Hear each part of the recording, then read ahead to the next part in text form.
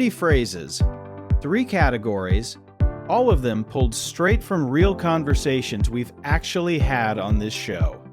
If you've ever felt like native speakers say something and you just don't fully get it, even though you know every individual word, this episode is for you.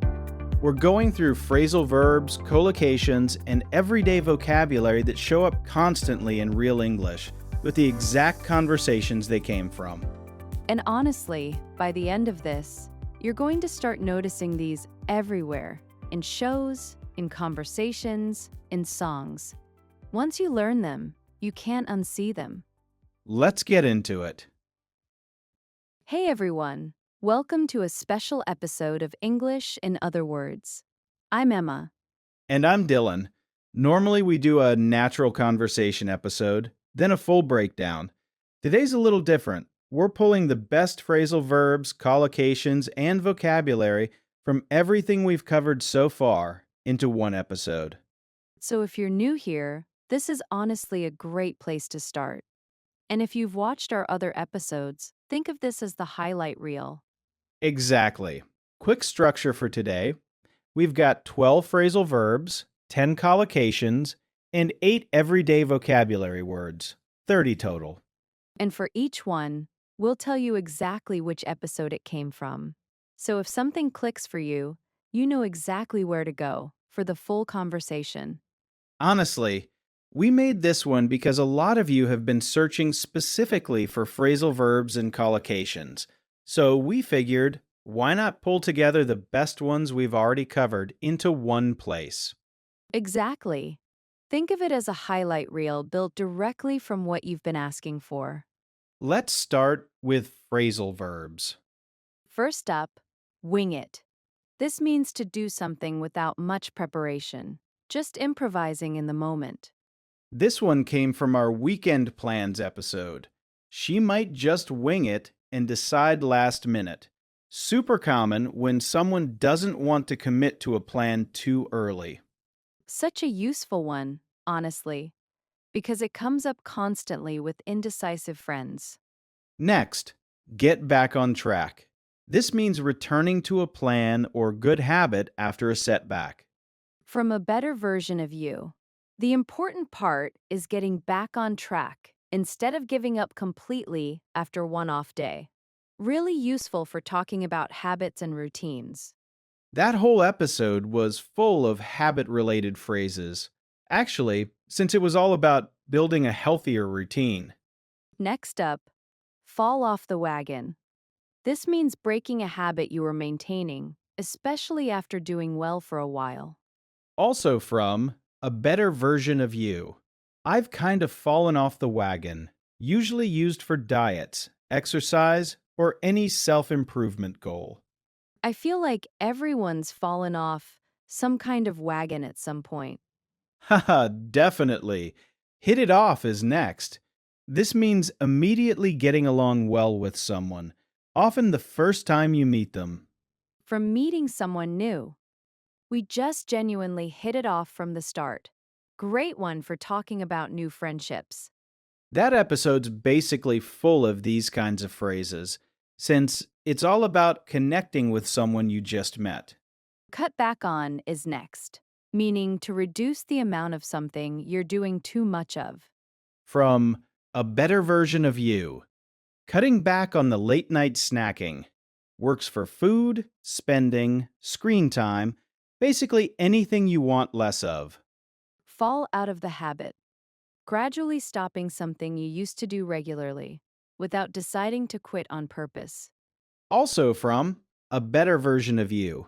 I used to do it regularly, then just kind of fell out of the habit. Slightly different from falling off the wagon, since this one's more gradual. Right, less of a dramatic slip, more of a slow fade. Next, put yourself out there, making an effort to meet people or try new things, even when it's uncomfortable. From Meeting Someone New. Putting yourself out there, like that, isn't easy. Such a relatable one for anyone who's moved somewhere new. Definitely. Come out of your shell is next, becoming less shy and more comfortable being social, especially over time. Also, from meeting someone new, I forced myself to come out of my shell a bit. Stock up on buying a larger amount of something so you have enough for a while. From a better version of you. Just stock up on the basics: vegetables, some protein. Default to is next, automatically choosing a particular option out of habit or convenience without really thinking about it. Also, from a better version of you. If the fridge is empty, I default to take out every single time. Honestly relatable for basically everyone. Ha, definitely. Circle back to returning to an idea or topic later after putting it aside for now. For meeting someone new. Maybe someday I'll circle back to it. And the last phrasal verb for this section, crack up, to suddenly start laughing, often uncontrollably. Also, from meeting someone new. Someone just started cracking up. That's 12 phrasal verbs down. Let's move to collocations. Quick definition before we start. A collocation is just two or more words that naturally go together. Native speakers pair them automatically, even though there's no real grammar rule forcing it. Right, it just sounds correct to a native ear, even if you couldn't explain exactly why. Exactly. First one, make small talk. From our small talk episode, this is literally the general term for the whole topic: light casual conversation with someone you don't know well. That entire episode was basically a masterclass in this stuff, honestly. Keep in touch is next. Continuing to communicate with someone over time, even after circumstances change. From meeting someone new, we just kept in touch after that. Lock in the details. Finalizing or confirming the specifics of a plan. From weekend plans, I'll text you Saturday morning just to lock in the details. Read the room is next. Paying attention to the mood or atmosphere before deciding what to say. From small talk, I think the other thing worth mentioning is just reading the room a little. Such a useful life skill in general. Honestly, not just for English. Definitely. Keep the conversation going, continuing to talk, adding more rather than letting things end. Also, from small talk, don't feel like you need to keep the conversation going any longer than the situation calls for. Meal prep is next. Preparing meals in advance, usually to save time during a busy week. From a better version of you. Are you doing any meal prep or just cooking day by day? Break the ice, doing or saying something to ease tension or awkwardness at the start of a social situation. From small talk. That at least broke the ice for future dinners. Keep me posted is next. Continuing to give someone updates about a situation. From weekend plans. No big deal, just keep me posted. Find your footing, becoming stable, confident, or comfortable in a new situation. From meeting someone new. Eventually, I found my footing. And last collocation, listen to your body, paying attention to physical signals like tiredness or soreness instead of ignoring them. From a better version of you. I want to actually listen to my body more this time. That's 10 collocations. Last section, everyday vocabulary. These are individual words or short expressions that come up constantly, but aren't phrasal verbs or collocations exactly. Just genuinely useful everyday vocabulary. First, sluggish, feeling tired, slow, or lacking energy. From a better version of you. I've just been feeling sluggish. Such a useful word, honestly. Way more natural than just saying tired. Definitely.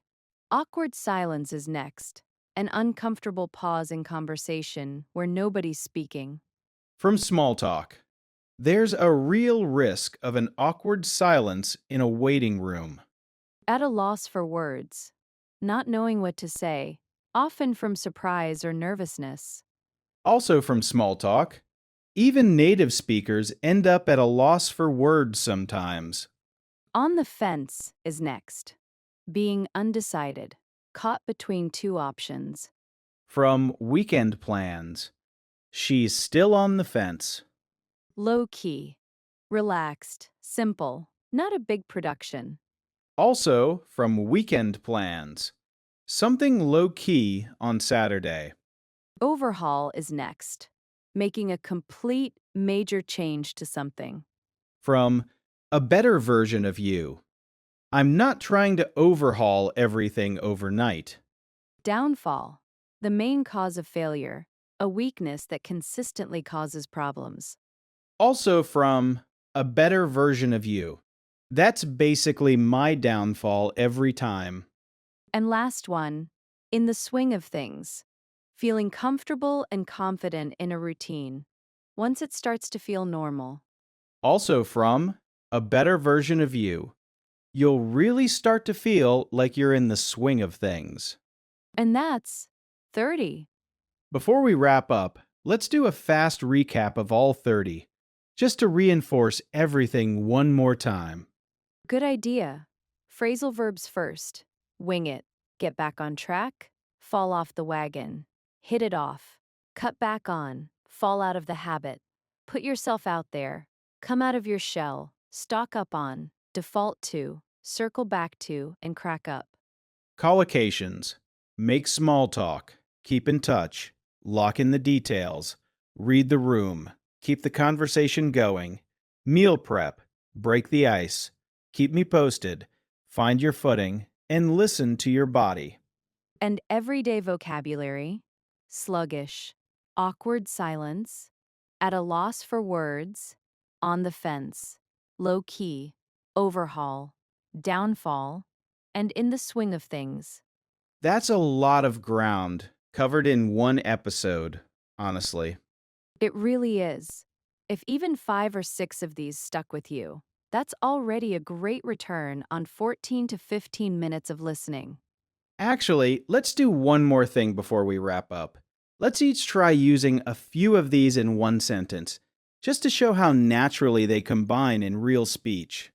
Ooh, I like that. Okay, let me try. I used to go to the gym every week, but I fell off the wagon for a while.